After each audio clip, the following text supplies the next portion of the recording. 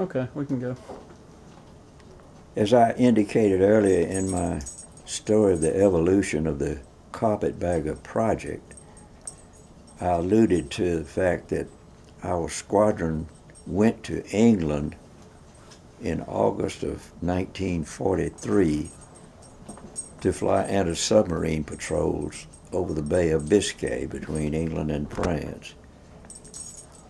On one occasion, while our crew was well out over the bay, we suddenly encountered a flight of 13 German Ju-88s, which was probably the best all-around twin-engine fighter bomber that the Luftwaffe had. As they approached, one of the 13 circled to the side and would fire off a flare. And when he did so, one of the 12 started to press a frontal attack on us. But fortunately for us, we had brand new B-24Ds, which had been modified by the installation of a twin 50 power turret in the nose instead of one flexible 50. And apparently German intelligence had not picked up on this. So the instant our nose gunner opened fire, the guy would break off. This happened about 3 times in the same scenario each time. When the nose turret gunner opened fire, they broke off.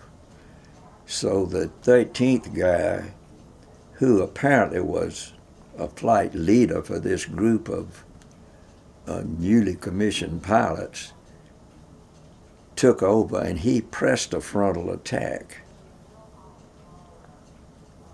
And our nose turret opened fire, the top turret gunner got a good burst in, and the tail gunner last saw him in a vertical dive smoking badly. We were sure he crashed into the bay. Well, at that point, we ducked into a nearby cloud bank and circled for a few minutes. And when we emerged, there was no sign of the 12. So we figured they had lost their leader, and they decided the best thing for them to do would be to return to France. Well, we headed for England, but the number 13 guy did get in a hit on our leading edge of our wing between the numbers 3 and 4 engines and knocked out all the controls to that outboard engine, which left us with a dead engine and a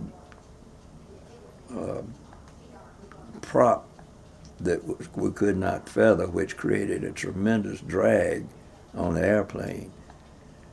And both the pilot and co-pilot, who, by the way, are Major Rod St. Clair, just happened to be flying with us that day as co-pilot. Well, we could not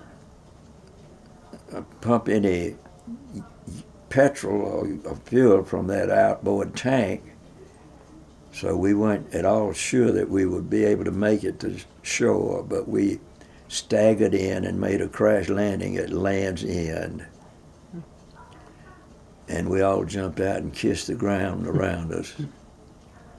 Well, afterwards, Rudy Rudolph, who plane that was,